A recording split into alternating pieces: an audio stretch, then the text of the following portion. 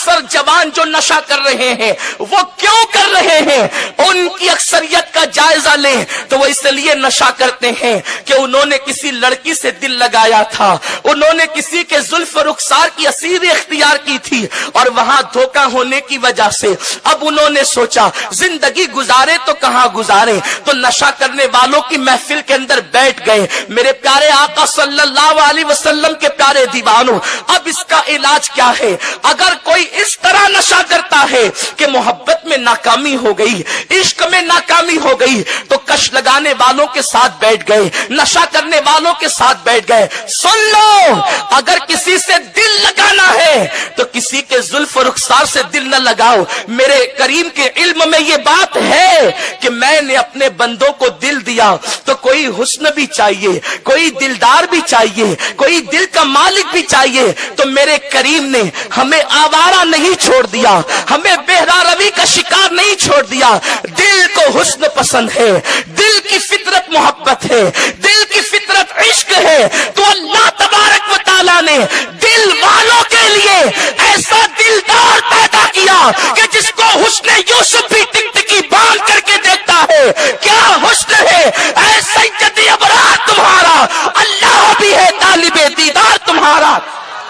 او عشق میں ناکام ہونے والوں، وہ عشق ہی کیوں کرتے ہو جس میں ناکامی ہو؟ وہ عشق کی طرف ہی کیوں جاتے ہو جہاں دھوکہ دیا جاتا ہو؟ ارے جہاں محبوب بے درد ہو تو ایسے سے بھی محبت کی جاتی ہے، جہاں محبوب ہی بے دل ہو ایسے سے بھی عشق کیا جاتا ہے۔ آؤ اس کے عشق کی طرف، آؤ اس کی محبت کی طرف جس عشق میں کبھی ناکامی نہیں ہے۔ وہ عشق ایک کالے رنگ کے بلال کو ملتا ہے تو وہ اتنا بلند ہو جاتا ہے کہ کعبہ اس کے قدموں کے نیچے آ جاتا ہے۔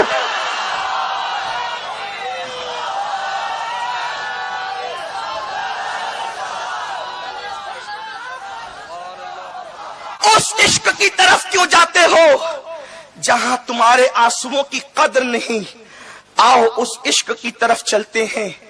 تم سوتے ہو اور وہ محبوب راتوں کو تمہارے لیے روتا ہے، تم ہنستے ہو اور وہ رو رو کر آنسو گرا گرا کر آنسوؤں کی سوگات پیش پیش کر کے اللہ تبارک و تعالیٰ کی جہنم کی آگ کو ٹھنڈا کرنے کی کوشش کرتا ہے۔ آؤ تو اس محبوب کی طرف جس کی محبت میں ناکامی نہیں۔ بچہ کرے تو کامیاب ہو جائے، جوان کرے تو کامیاب ہو جائے، بوڑھا کرے تو کامیاب ہو جائے، مرد کرے تو کامیاب ہو جائے، عورت کرے تو کامیاب ہو جائے۔ ارے جب ہاں اسی مدینے کے دلدار سے اگر کوئی عشق کرتا ہے، اگر اویس کرتے ہیں تو اپنے وقت کے سید التابعین بن جاتے ہیں۔ عورتوں میں اگر چھوٹے قد کی کالے رنگ کی کوئی عورت رابعہ کی شکل میں کرتی ہے تو اس کا مرتبہ اتنا بلند ہو جاتا ہے کہ جب وہ حج کے لیے گھر سے نکلتی ہے تو کعبہ اس کے استقبال کے لیے چلا آتا ہے۔ آپ اندازہ تو فرمائیں عشق رسول کتنی بلندی عطا کرتا ہے۔ لوگوں کے پاس نشے کے خلاف تقریریں تو ہو سکتی ہے، نشے کے مخالفت میں نعرے تو ہو سکتے ہیں، لیکن اس کا علاج نہیں، اس لیے کہ اہل حسن کے لیے میرے رب نے حسن بھی پیدا فرمایا ہے، اہل عشق کے لیے میرے کریم نے ایسا جلوہ پیدا کیا ہے۔ خدا کی قسم وہ جلوہ بھی کیسا جلوہ ہوگا کہ جس کو بنانے کے بعد خود ہی پیار سے 100 مرتبہ تکتا ہے۔ اللہ اکبر، آپ اندازہ تو فرمائے، بلکہ اس جلوے کو ہی نہیں تکتا جو آنکھیں اس محبوب کا دیدار کرتی ہے، خدا اس آنکھوں کو بھی تکتا ہے۔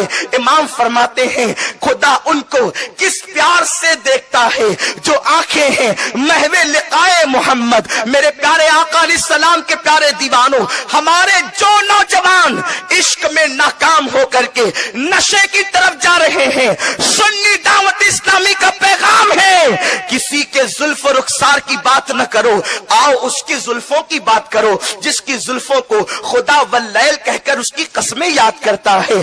और अगर वही जुल्फे जब सवर जाती है तो खुदा उसे वद्दुहा कहता है और उनके रुखे वद्दुहा की कसम याद करता है।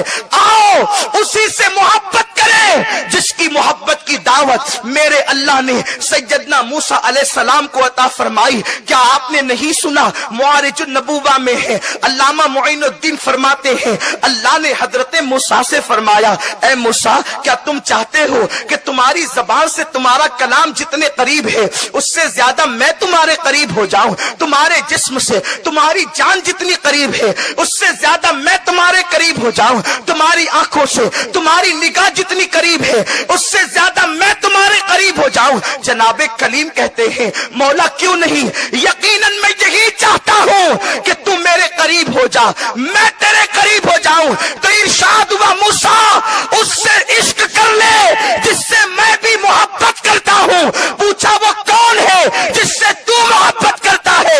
इरशाद हुआ वो आमिना का लाल मोहम्मद है जिससे मैं मोहब्बत करता हूं।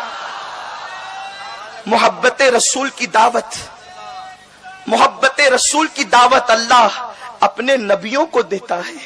हालांकि वो सब मोहब्बत करने वाले थे।